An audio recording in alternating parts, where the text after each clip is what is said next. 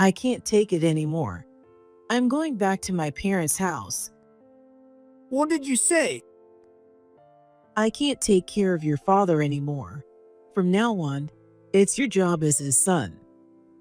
Ryan looked a bit surprised, but replied with an annoyed tone. Who's going to look after our kids? What about my dinner?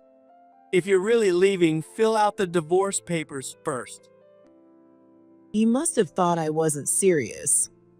His face was filled with scorn. Got it. The next day, I signed the divorce papers and handed them to Ryan when he came home. Wow, you actually went and got them? Impressive. Ryan looked shocked for a moment, but then quickly signed his name without hesitation.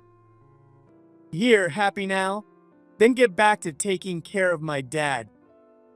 He tossed the papers aside and retreated to his bedroom as if nothing had happened. When I took my kids and went back to my parents' house, Ryan came running after me, crying. Please, Emma, come back. I'm begging you. Sorry, but the divorce papers have already been filed. I had submitted them as soon as I left the house. My name is Emma Harris. I'm a 40-year-old housewife. I'm a mother of 2 high school students and currently work part-time. I met Ryan in college through our mutual friend. We dated for 2 years and then got married. He was kind, dependable, and I truly thought of him as someone precious in my life. He proposed, we got married, and I felt like I was at the peak of happiness. I truly believed that happiness would last forever. But my hope was soon shattered. Even after getting married, I continued working. But when I became pregnant for the first time, I developed preeclampsia and had to be hospitalized. Because of that, I took maternity leave earlier than my plan. After giving birth to our first son, John, my health didn't recover, and I had no choice but to quit my job. When I quit, Ryan's attitude drastically changed. Women have it easy. When they're unwell, their husbands have to support them. If a man said that, he'd be called useless. And you weren't even in some specialized profession, and you were just an ordinary office worker. So now that you've quit, good luck getting back into the workforce. In other words, you have no choice but to depend on me. So from now on, show some gratitude and make my life easier. I was stunned. It wasn't like I quit because I wanted to. I lost my health because I gave birth to our child. Yet Ryan spoke as if my situation was entirely due to my laziness, clicking his tongue as he spoke. This was the real Ryan, the man I had thought would be a kind and supportive partner before marriage. He never once showed concern for my health and started nitpicking everything about the housework. Why is this place such a mess? I'm sorry. John was fussy today, and I ran out of time. I don't want your excuses. You're a stay-at-home mom, so clean it up. He would bark orders at me like that. With my first experience raising a child, I was already exhausted from waking up multiple times at night for feedings, yet Ryan never helped with childcare at all. Taking care of kids is the mom's job. I work from morning to night. I don't have time for this. I pushed my recovering body to its limits, doing everything I could. But Ryan never acknowledged my efforts. You're completely useless now. You can't even work. You should really understand that. My coworker's wife manages the house, raises the kids, and keeps herself put together.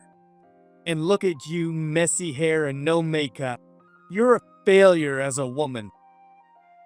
He would throw insults like that just to belittle me. I wanted to leave him, but John was still so young, and I no longer had an income. On top of that, my health still hadn't returned to normal. Ryan knew all of this and continued his verbal abuse without mercy. He had no empathy as a husband and no affection as a father. But sometimes he would suddenly be kind, just enough to keep me trapped. I'm sorry, Emma, for being so harsh on you. The company's performance isn't doing well, and when I come home to a messy house, I'm really sorry. At moments like that, Ryan seemed like the kind man he was before we got married, and I couldn't help but have hope. I wondered if he had returned to his former self and if we could live happily again. Many women in similar situations fall into the same pattern. If only he didn't drink, or if he wasn't violent, he'd be a good husband. I deceived myself in the same way, repeating the same cycle over and over. Before I knew it, I was pregnant with our second child. Fortunately, my morning sickness wasn't severe, and I gave birth to a healthy baby girl, Chloe. This time, I recovered easily after giving birth, and the nightmarish days after the previous birth seemed like a lie. Even so, having two children made life several times busier. And of course, Ryan didn't help with housework or childcare at all. Now you're healthy, but the house is still a mess, huh? John requires constant supervision, and Chloe is still nursing.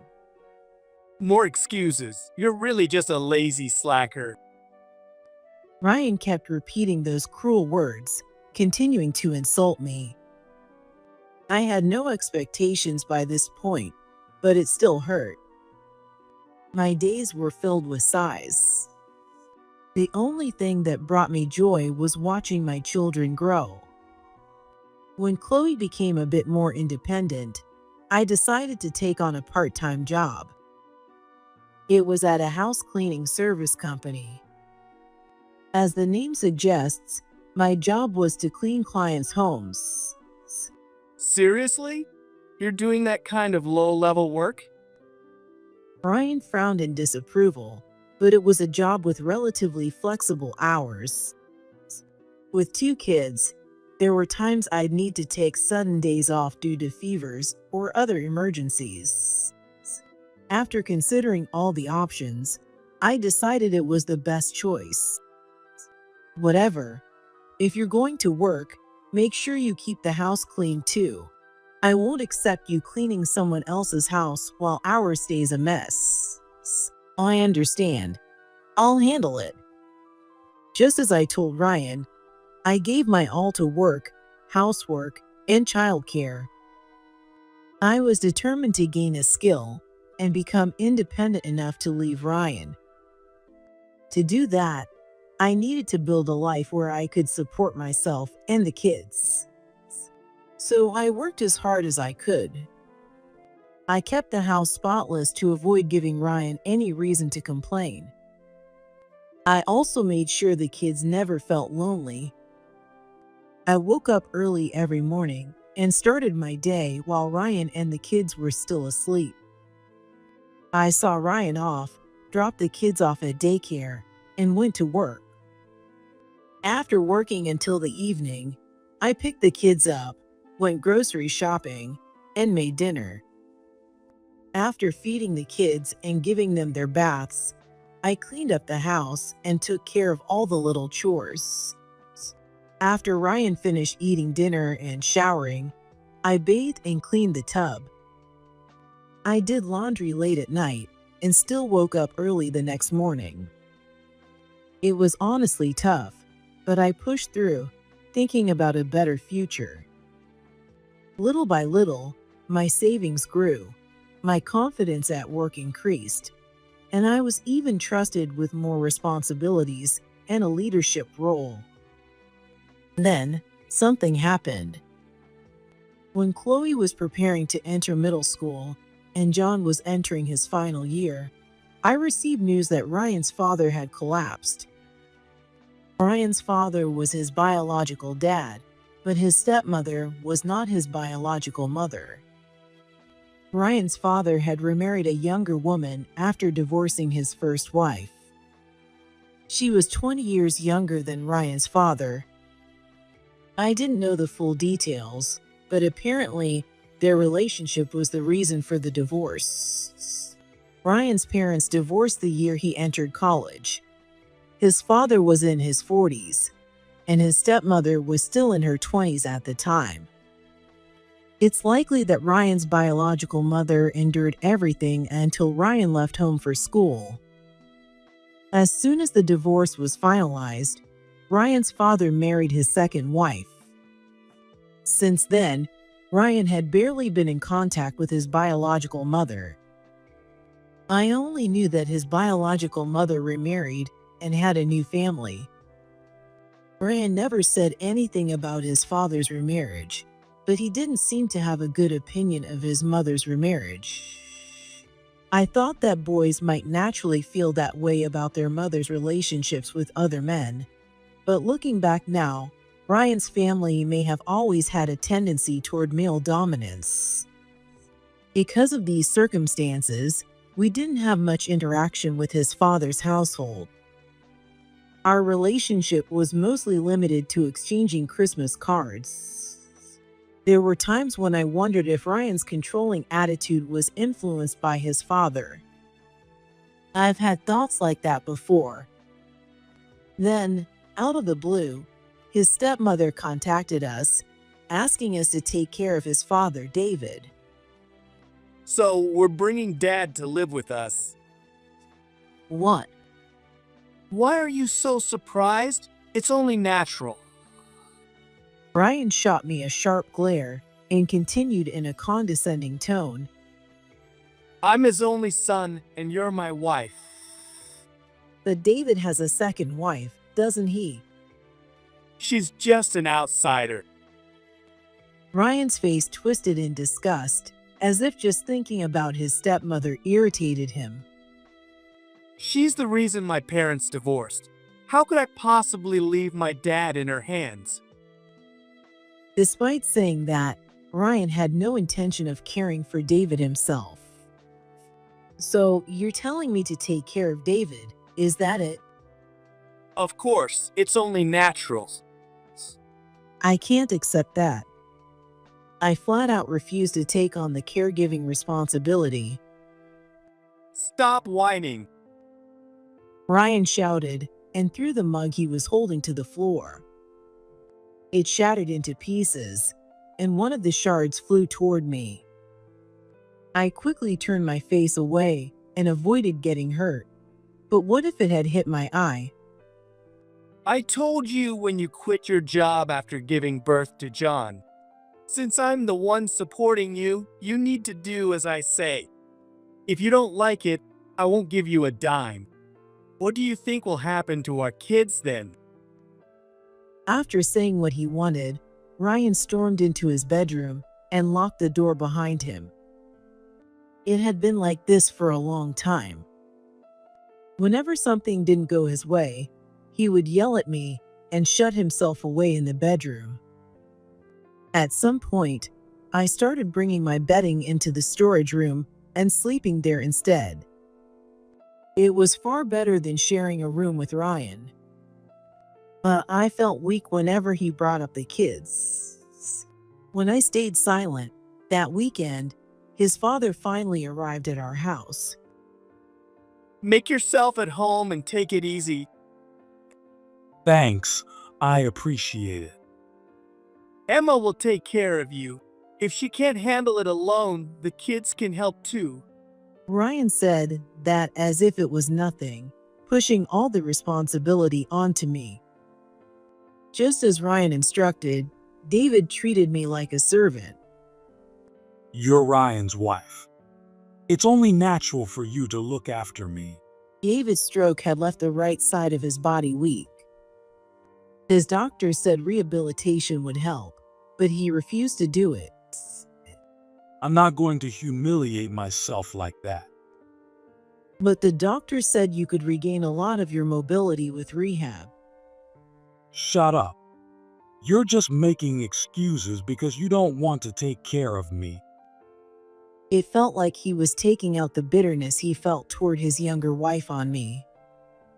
He treated me harshly, as if using me to vent all his frustration. That's how it felt. Managing housework, taking care of the family, working part-time, and on top of that, caring for David. I had reached my limit. Ever since Ryan's father came to live with us, Ryan had barely been home. He came home late, stayed out overnight often, and frequently worked weekends. I'm busy with work. I've left everything at home to you, so don't complain. With that, he washed his hands of anything involving the house. Please, let us get help from social services. When I suggested hiring a helper, that was Ryan's curt reply. Are you really his son? Your father can get better if he does rehab. But he'll never fully recover, right? So what's the point? Are you trying to make him suffer for no reason? Don't you think it's a good thing for your dad to go to rehabilitation? Ryan glared at me. Why pay unnecessary money when we have free labor right here? When I heard those words come out of Ryan's mouth, I realized I'd reached my breaking point. I've had enough. I'm going back to my parents' house. What did you just say? I can't take care of David anymore. From now on, it's your job as his son. Ryan looked slightly surprised, but sighed with irritation. Seriously? What about the kids? What about my dinner? If you're leaving, fill out the divorce papers first. He must have thought I wasn't serious. His face was filled with scorn. Caught it. The next day, I signed the divorce papers and handed them to Ryan when he came home. You really filled it out. Impressive. Ryan was briefly taken aback, but signed his name without hesitation. You're happy now? Then get back to taking care of my dad. He tossed the divorce papers aside and retreated to the bedroom as usual. In the past 15 years, I had never once told my parents the truth. Ryan also knew that I didn't want to worry my parents. So he assumed, as always, that this was just another empty threat. He didn't believe I'd actually file the papers. That night, I left the house. Of course, I took my kids with me. My kids were teenagers by then and had their own opinions. I had talked to them about everything long before. I'm sorry. I don't think I can keep living with your dad. We already knew that, Mom. Me too. I had held off on divorce because I didn't want to take their father away from them. That was one of the biggest reasons I stayed. But my kids understood everything. They saw how I barely slept at night because I was always working. Mom, you don't have to hold it in anymore. What? You don't want to be with Dad, do you? 2 years ago, John suddenly said that to me. I knew it too. Dad doesn't really care about us. John, Chloe. Not only was John, but also Chloe was feeling that way. At the time, John had just started middle school, and Chloe was in 5th grade. The fact that such young kids had to say those things broke my heart. I felt so ashamed of myself. I always thought that as long as I endured everything myself, it would be fine. I told myself to hold out until the kids became adults, and in the meantime, I'd work hard, improve my career, and save up money. That mindset kept me going. But the kids had been watching closely, and they knew exactly what our family situation was like. I'm fine without Dad. Me too. So, Mom, it's okay if you get a divorce. The kids were old enough to say things like that, and I had no choice but to accept that reality. So, I decided to be honest with them about my feelings. I've been planning to leave this house once you both became adults. You don't have to wait that long. Yeah, you can get divorced right away. Their mature words made me chuckle despite myself. Thank you. I understand how you both feel, but I need a little more time. I explained that I wanted to strengthen my career and save more money. So, can you give me just a little more time? When the time comes, I'll let you know right away. Okay, I'll hang in there until then. Me too. My kids accepted my explanation and waited without saying anything until that day. Thank you for being patient all this time. All right, let's go. With just those words, both of them followed me without hesitation. I filed the divorce papers immediately and returned to my parents' house with my kids. My parents' house was far enough away that we had to take a plane to get there. My parents were shocked when they heard the whole story, but since the kids helped explain, they tearfully welcomed us. They scolded me for not coming back sooner, and their deep love moved me to tears. I quickly found a job in my hometown. When I explained my situation to my former company, they contacted their local branch for me right away. I had earned my manager's certification while working at the cleaning company. Even though I had started as a part-time worker, I had studied hard during breaks and passed the exam. Thanks to that certification, I was hired as a manager-level employee at the local branch. I didn't have to worry about making a living. My kids transferred schools without any issues and started attending a nearby middle school. I felt guilty for making them leave their friends behind, but they reassured me. Mom, it's the internet age. We can talk anytime, no matter where we are. That's right. Distance doesn't really matter with my friends anymore. My friends even said they're excited to visit us sometime after I explained everything. Even though I knew it wouldn't be that simple, I still believed that this environment was better for the kids than living with their father in that house. That's when I decided to believe. Just as we were settling into our new life, Ryan showed up at my parents' house. Please, Emma, come back. I'm begging you. He pleaded with me in tears. Sorry, but our divorce has already been finalized. When he heard my words, Ryan broke down and desperately begged for us to reconcile. When he woke up that morning and realized we weren't there, he thought we'd come back soon.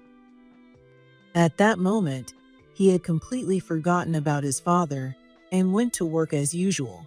But when he came home, the situation was a complete disaster. David, unable to move half of his body, had been left alone in the house. He couldn't eat or use the bathroom on his own. Enraged, David had trashed the entire house. What the hell is this? What Ryan saw when he returned home that night was a completely wrecked house. Where did your wife go? Where are your kids? Ryan frantically searched the entire house, but no one was there. Damn it. This has to be a joke. He kept calling me and the kids over and over, but all three of us had turned off our phones, so there was no way for him to get through. The house was so trashed that it was unlivable, but Ryan had no idea where to start cleaning. It was late at night, and he didn't know anyone he could call for help. In the end, he cleaned up just enough to have a place to sleep for the night. The next day, Ryan started calling around trying to figure out what to do with his father. But he had no clue who to contact or how to get help. Of course, he had pushed all the responsibility onto me and never bothered to learn anything himself. The only thing he remembered was the name of the hospital where David had stayed, so he traced his way from there and finally managed to contact David's case manager. But since David's condition wasn't critical, they wouldn't admit him to the hospital. There were procedures to go through before finding a facility that could take him in. Until then, Ryan had no choice but to take care of David at home. Ryan couldn't handle David alone, so he asked someone for help, but she turned him down coldly. That someone was none other than Ryan's mistress. In his foolishness, Ryan hadn't explained anything and just invited her over, saying his wife and kids were gone. She eagerly went to his house, but when she found out what was really going on, she ran away. To make matters worse, while they were having a huge argument at the front door, the care manager, Ryan's boss, and a few coworkers happened to show up. If you love me, you'll listen to what I say. I told you I'd marry you after the divorce. Even the neighbors overheard Ryan shouting those words. For me, this was an extremely lucky turn of events. To be honest, I'd had my suspicions. Ryan fit the typical descriptions of cheating husbands that you always hear about, but I'd never had concrete proof. Hiring a private investigator would have been expensive, and I didn't even know who to suspect. So I had decided to ignore that and focus on getting the divorce. His constant verbal abuse, the violent outburst when he shattered the mug, his cold indifference toward the kids, all of that showed he had abandoned his role as a father. My kids were ready to testify about it. He forced his father into our home, but refused to help with the caregiving and even stopped coming home. That alone was enough for me to be confident that Ryan was at fault. It turned out that Ryan's mistress was one of his company's employees. A woman in her 20s, practically young enough to be his daughter. Ryan had always resented his father for having an affair with a younger woman and divorcing his mother because of it. Yet in the end, Ryan did the exact same thing. And somehow, he still saw himself as the victim. That woman ran off as soon as she found out about my dad's care. She deceived me. She said she loved me. Do you know how much I did for her? Emma, please come back. I only have you. Ryan shamelessly begged me, tears streaming down his face. Of course, just because he cried and begged didn't mean I was going back to him. Please leave. As I told you, our divorce has already been finalized. I repeated to Ryan that we were legally divorced. In other words, you and I are no longer connected. I have no obligation to take care of you or your dad. Don't be so cold. You're just being stubborn, right? If you come back now, I'll forgive you. Forgive her? Seriously? John stepped out of the house and shouted. Mom hasn't done anything that needs your forgiveness. Exactly, and we'll never forgive you. Chloe joined in right after John. Get out of here now. We don't see you as our dad anymore. Ryan flew into a rage when he heard those words. How dare you speak to your dad like that? Emma, this is all your fault. You didn't raise them right. It's because you refuse to listen to me. After yelling that, Ryan suddenly looked startled. Looks like you just revealed your true feelings. No, I didn't mean it like that. It slipped out. Ryan fumbled for excuses, but it was too late. He had blurted out what he really thought after being confronted by the kids. Ryan had always looked down on me and saw my kids as little more than his possessions. He probably saw his family as insignificant and unimportant. But now, my kids were standing up to him. Children grow up. He hadn't realized the truth and believed that shouting would make people obey, which is why he couldn't control his emotions and ended up revealing his true feelings. He thought of me as nothing more than a convenient, unpaid servant, so he didn't care about my well-being and had no problem dumping all the responsibility on me. If he abandoned his disabled father, his reputation would suffer. That was the only reason he decided to bring his father his home. But when I left, reality hit him hard. He realized he couldn't handle caregiving on his own. In his panic, he assumed he could control his mistress just like he tried to control me, called her over, and ended up being abandoned in disgust. I'll say this again, we're no longer connected. If you need anything, contact my lawyer. A lawyer? Yes, the divorce is final, but there are still things left to settle. Ryan's face went pale, and he began trembling. He was finally starting to grasp the reality of what was happening to him. Make sure to give us the details about your mistress too. I'll be requesting damages from her as well. Now, if you understand, please leave. Ryan didn't say another word and slinked away from my parents' house. The long, hellish chapter of my life was finally over. As I watched Ryan's figure fade into the distance, that thought filled my mind. Though I endured terrible treatment from David, it ironically ended up increasing the compensation I received. The lawyer spoke with David to gather information, and David, thinking it was for his benefit, spoke freely. Emma is useless. In such a small house, she should show up within 30 seconds when I call her. She doesn't even come running when I call her from the bathroom at night. She doesn't have the decency to sleep at my feet to be ready. She has no redeeming qualities and should be grateful my son hasn't divorced her. She ought to serve me more. David insulted me at length, but his extreme and unreasonable words only strengthened my case. Ryan had me care for David under such harsh conditions while he was off having an affair, which led to an increase in the compensation amount. I don't care what my dad said or did. I'll never agree to this.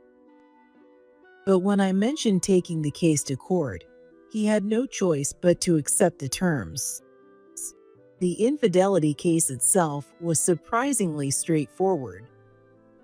After all, he had been caught arguing with his mistress at the front door in front of multiple witnesses. To top it off, a nosy neighbor who loved gossip had recorded the entire scene. They lent me the footage, giving me solid evidence of his affair. His mistress was one of Ryan's coworkers. She was well known by his coworkers who had witnessed the scene and quickly resigned out of embarrassment.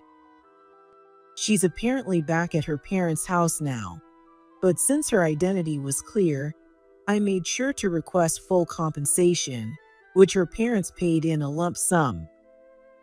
She was someone I'd never even met, and as long as I received the compensation, what happened to her after that was none of my concern.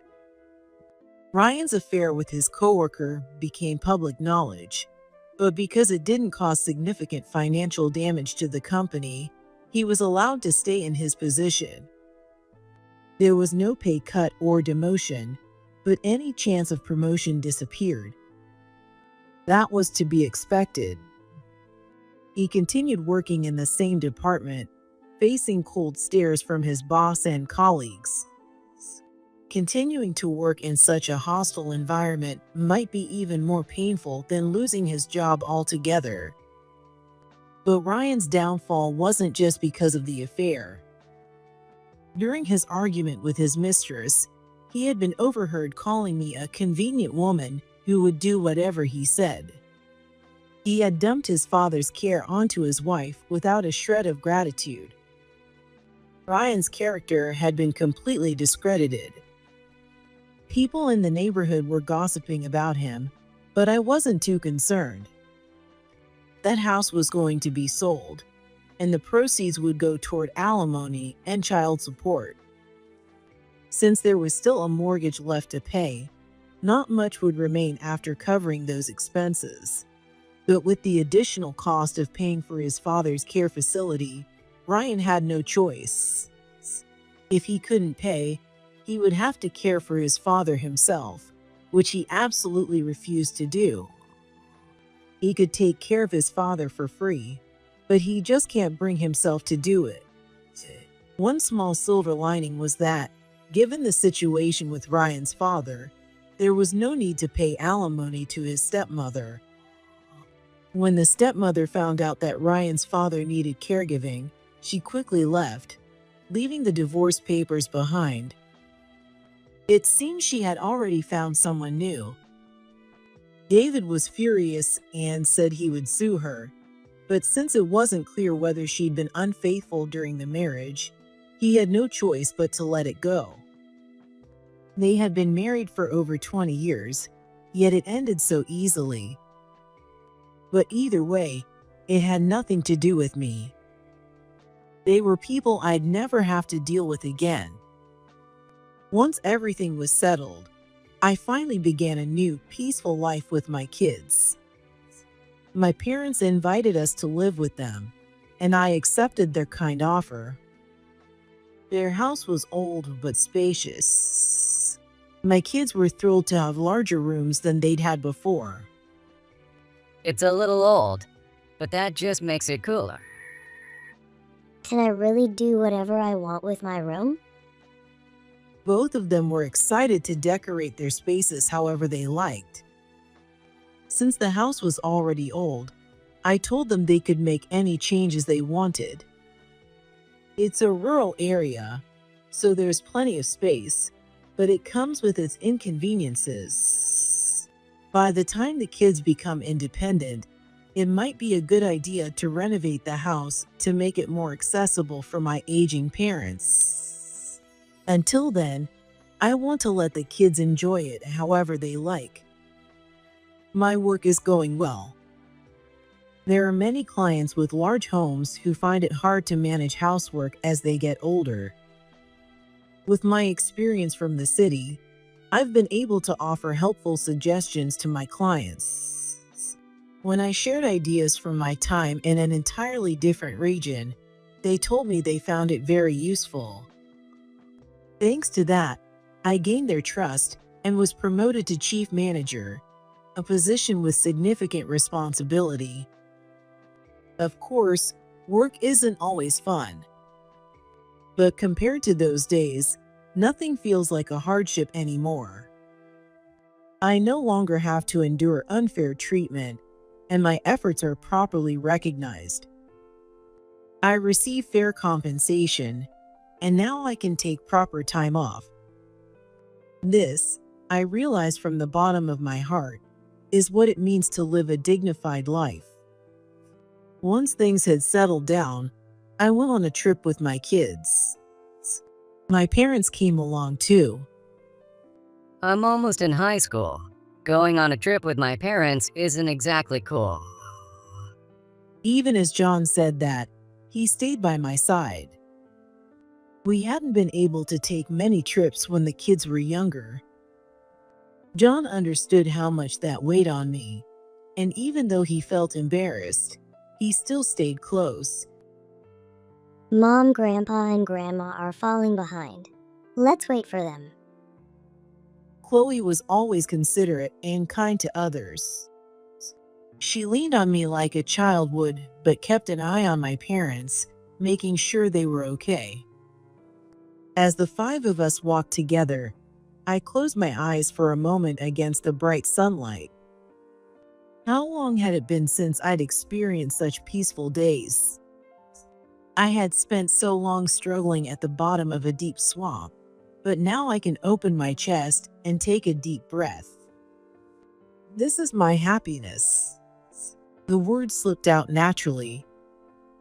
It seems I've become a little greedy for happiness, but I want to be even happier. When I said that, my kids chimed in right away. Of course. After everything you've been through and all the patience you've had, we deserve to be even happier together. I want to make my room fit for a princess. I'm definitely getting a canopy bed with lace curtains. Hearing my kids' cheerful voices made me smile, and when my parents saw me smiling, they smiled too. Yes, from now on, all we have to do is look toward a bright future and keep moving forward. All right, I'll work even harder and climb the ranks. Maybe I'll become the CEO someday. Great idea. Then let's all take a trip overseas. Agreed. Let's go to Germany first. It may sound like a joke for now, but I feel like if we try, we can make it happen. I really believe that. We're free now. We can do anything. With the wings we've finally earned, we'll spread them wide and soar together toward a bright future.